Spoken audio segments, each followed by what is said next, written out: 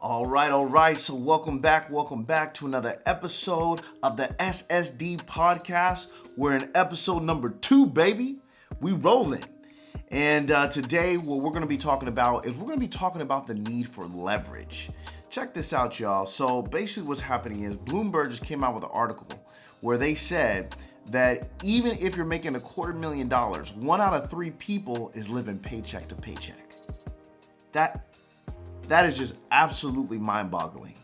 Again, if you're making $250,000, you have 1 out of 3 chances to where you're still living paycheck to paycheck. And what they're doing is they're blaming that on the huge inflation that's going on right now and things of that nature. But the other thing is that when they did the studies, they showed where I think it was about 69% of the people that's making $250,000 are millennials, and about 20% and some change are baby boomers. So that's showing a dynamic shift in the demographics. However, I think some of us are still carrying old principles, or we're trying so hard not to be like our parents that we are still getting stuck with the same results. For example, one of the things I think is really, really important to talk about is how a lot of us are trying to get multiple streams of income. Now, with that being mentioned, multiple streams of income, what usually comes with that? We're talking about like 7 streams of income to become a millionaire. You know, I'm not against that, but I think there's a way that we have to go about it to execute it properly. What I mean by that is if you're just starting out, you don't need 7 streams. Right? You don't need 7 strings. You need to focus on and double down on 1 stream of income and make that stream work, right? I have a friend of mine who basically he's a jack of all trades, right? And basically he has over 17 different businesses. But I've been studying and watching him. What he talks about and what he did was not only did he get to 17 different businesses, but what he did was he used to open up businesses, focus on one, build it out. Then he sees the systems and processes he put in place, and then he was able to duplicate that into another business. So when he stepped away from that primary business where he was making his money, it wasn't like he was stepping away and it just kind of did whatever it could do. He put a system in place to make sure it could still operate, right? What I see most people doing is they're just like, I'm interested in this. Now I'm interested in that. Now I'm interested in this. Let me do that. And they're trying to do all these different things with no systems, no processes in place. And so basically what he did is he put systems in place and then he started opening up multiple businesses. Now, ultimately, this is from my perspective of what I've been observing of him. Even though he's running multiple businesses, he's still focused on one thing, and that's efficiency of the system and processes. This is my observation of him and how he operates everything else. Now, in my personal journey and some of the other folks that I know, a lot of us didn't even think about branching out until we were able to make some money. And proof of this article. So my point is, a lot of us are looking to get 7 streams of income horizontally, which means we have to leave what we're currently doing and step into another lane.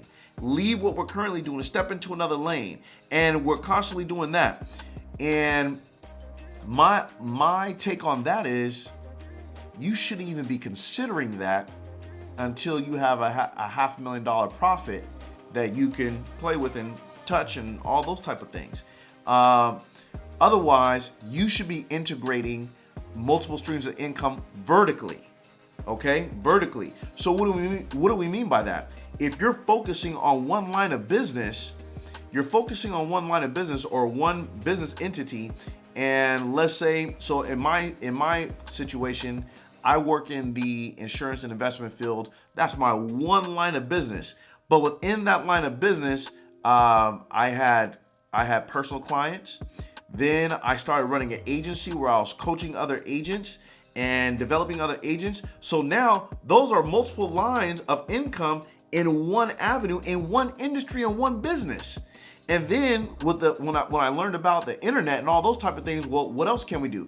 Now we can add a course. Now we can add a little bit of social media. Now we can add but everything that we're adding is other models within the same business. So now I don't really have to take away from what I'm doing.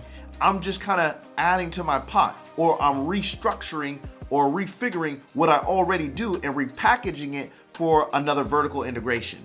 But now, because of that vertical integration, I have 3, 4, 5 different income streams from one business.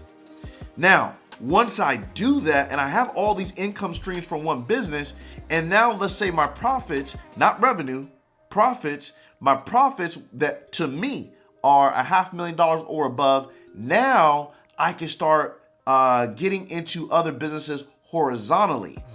And why do I stress that? Because the article proved itself. If you're making $250,000, you have a 3% chance that you're still gonna be living paycheck to paycheck. So if you want to beat that, you gotta make $500,000 or better. So now with that $500,000 or better, here's the other reason why I say that. When you start implementing things horizontally, that means getting into completely different fields of business. What can shorten your time frame in those businesses as far as your learning curve? So if you're doing it by yourself, you gotta learn a whole new thing. For example, when I came to social media, I wasn't prepared. So before the pandemic, I had no presence on social media. I wasn't talking to too many people. I wasn't doing too much of anything. And so when the pandemic came, I decided to go ahead and dive into social media. Well, in doing so, I had to learn about social. I had no idea. But because of where I was at in business, I was able to take away time to learn it. I was able to take the time to do that. But once I learned it, then I said, okay, now that I'm learning this, now I can go ahead and identify the parts that I don't want to do. I could go ahead and identify the parts where I'm gonna need some help. So I was able to build a staff around that. Now, what else is crazy is the reason why that's important is because think of it this way. Once you have money, you can hire staff. You can hire somebody that already knows the industry. So now that speeds up the learning curve. And then you can hire somebody that knows operations. Now that speeds up the processes and the systems. So now what you would have done if it was just you and it might have taken you 12 to 24 months to learn, right?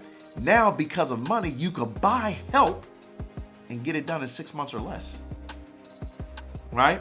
And you still need some time because, you got to build a bond with everybody and all that kind of stuff. But for the most part, if we're talking about expanding it horizontally, well, now you cut the learning curve, you cut the systems and the processes in half because you have the ability to hire someone else to assist you along the way. So I just wanted to throw that out there, throw that out there because if we're thinking about it, I mean, what are we talking about? We want to make sure that I'm focusing on a business and I'm adding vertical integrations, what brings in multiple streams of income to that one business that I have. Then once I beat the statistics and I have money to play with, I have excess money, then I can start adding more streams of income horizontally, which means I'm investing in completely different businesses. I'm not integrating new income streams in the same business. So that's my thought about that. Again, I'm not against anybody who does that. There are multiple ways to skin a cat, but from the people that I've had the conversations with, the people that I've observed, the people that I've studied, what I've noticed is they were all in on one cause, then they build it up, then they expand. And so I think that's important. And one of the things that is also one of the other reasons why that's important is because even when we're talking about horizontal expansion and purchasing other businesses, what are we still talking about essentially? Leverage. See, this is one of the other ways that you can use leverage in your favor. Because you have money and you buy help, you're leveraging someone else's expertise to allow you to save time.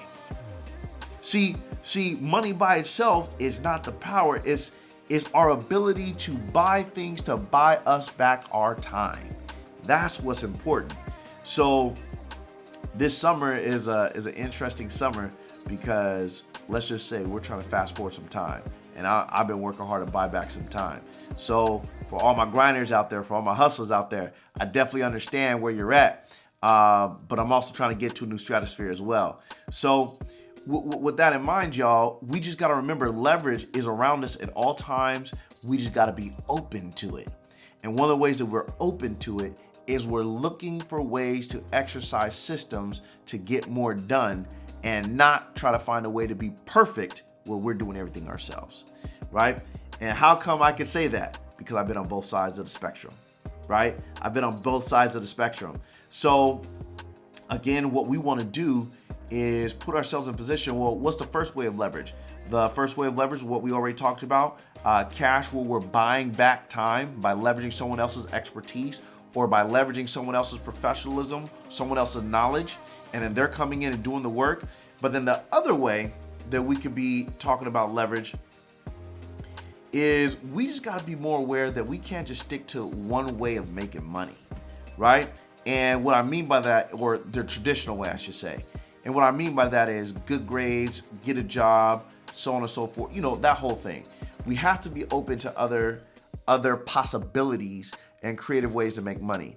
Now, you might be saying, well, Sonia, I don't believe in this leverage thing that you're talking about. Sounds like some BS or whatever the case may be. Well, what's the most basic way we all can relate to leverage?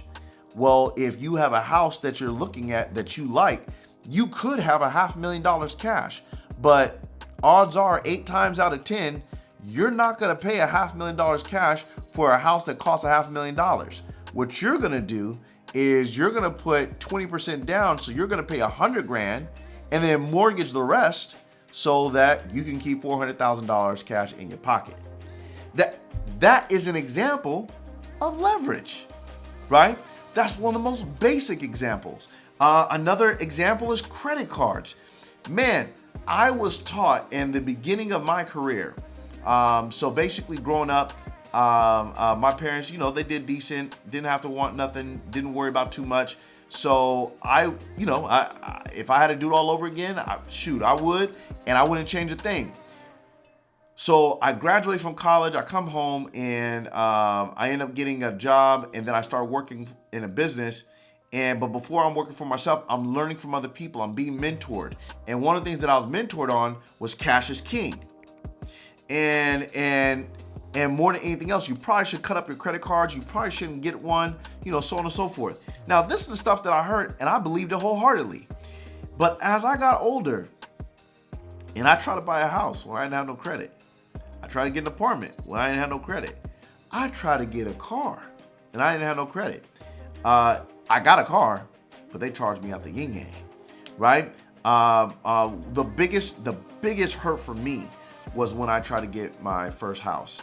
I think I was 23, 24 years old, and I remember it was a 2-bedroom, 1.5 bath condo. And I was so excited because I was like, yeah, I'm gonna get my condo. My little brother could visit me, and then we could be kicking it. And we're not at mom's house, but we down the street, So I was excited. I put everything in place, and I'm getting ready to qualify. And they asked me how my credit was, and I was like, ooh. Well, my credit wasn't bad, but I didn't have a history because I was young and I didn't do anything. And I remember how I was going through the process. Everything else, quote unquote, looked good because my score was good enough to at least be considered for a loan, but I didn't have enough data points. And because my student loans was on my credit at the time, they said my debt to income ratio was too high, especially if I was to get the condo. So long story short, they had gassed me up and said I was going to get it. And then coming down to it, the first mortgage company rejected me. They said they ain't going to do it. Then we had a second mortgage company that was looking at me. They said, oh, well, it's possible if. So they gave me a lot of if and or scenarios. Long story short, I ain't get the condo. And so that was my first experience because number one, I didn't have all the cash, even if I wanted to buy that condo cash, but I was taught, oh, you should have bought it cash anyway. So in my head, I'm like, man, F these mortgage rates and the credit cards and everything else. I'm gonna just go out here and make this cash, and I'm gonna go ahead and make sure I stack it up, and then I just go buy it cash myself. I'm not gonna say that was a bad idea, but I will say for the average Joe, I don't know if I recommend that. Here's the most basic reason why. I did save money, I did save cash, and I remember I thought I was getting up there and I was gonna be able to get buy some nice things, but then life happened. When my dad got sick initially, he got sick initially, then he started getting better, then his health fell off again. Majority of my savings went back to my family. I helped pay for the mortgage. I helped pay for the car note. All these things. And basically from there, I was like, okay, well, when life happened and I saved I remember when I first saved 10 grand. I remember when I first saved 20 grand. And then I got a little bit over that. And then, like I said, when the stuff happened with my father, my savings just started dwindling. And less than 3 months, y'all, my savings went down to zero. So I had to start all over again. And so because of that, I was like, so at that point, I did say, okay, let me keep trying. So I kept trying. Life kept happening. So I would save, and then I would spend it on something. I would save, and then I would spend it on something. And mind you, one of my motivations was I had a friend who had over $500,000 saved at the time. And they were in their late 20s. So I'm like, I know it's possible. I could do it, right? And so I kept trying, and then I ran into a rut in my business. I was frustrated. Wasn't making as much money as I was initially. So then it just created a whole downward spiral, right? And so I didn't do well at that point. And so my savings depleted again. And I was trying to be positive about it, trying to make it work. But let me say this though. I want to make sure I give full disclosure. Even if you leverage credit still don't work if you ain't got money to pay it off. You still need some money to pay that stuff off, right? So anyway, so my point is that was my journey with saving and trying to pay everything cash. And then later on, when I did make money, so when I try to get a new car, I tried to get a new office. Well, guess what I had to do? Everything that I tried to get and do, I had to pay for cash. So it just seemed like, even though I was acquiring the things that I needed for my business, and even though I was growing, it felt like I was growing at such a slow rate, and I couldn't do nothing. Right? I couldn't get ahead. That's what it felt like. And so, long story short, let's fast forward time. All the way up to 2019. So I would say from probably about 2010 to 2019, I didn't have a credit card. Everything I did was cash. And then when stuff got really bad, like I don't know how, you know how sometimes stuff just get bad, you don't even know how you got through it? That was me. So, of 2019, I didn't even have a credit card. But then I started learning. So then I started paying attention to what some of my peers were doing. And guess what I found? They have freaking credit cards. And I was like, yo, why y'all got credit cards? I thought cash was king. We ain't supposed to rock with that. It's just, shoot. Well, I've been paying for the trips that we're supposed to be going on or paying for with a credit card. And then I get points. And then I pay with the money later. Now, I didn't know what points was back then. So that didn't register, but they were like, oh, I paid later? Like, I didn't even have that option. Everything I had, I don't know about y'all, but for me, even if I had the money, I didn't like seeing it disappear. So that whole pay later thing just intrigued me. And then I decided to learn more about credit, and what ended up happening is I joined this program. I learned about credit. First of all, the program, I mean, it broke it down all the way. It was a program by the name of Recession Proof. However, it was over my head at first because I had no idea about credit whatsoever, like not even a little bit. And so long story short, I started learning about credit, and I started realizing how it could be a benefit. Again, whether it's cash or credit, one thing I know for sure, you have to be responsible. You have to have a plan.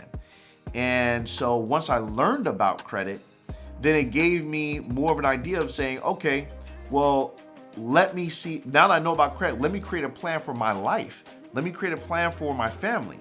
And one of the things I realized is, oh, well, I can get reward points.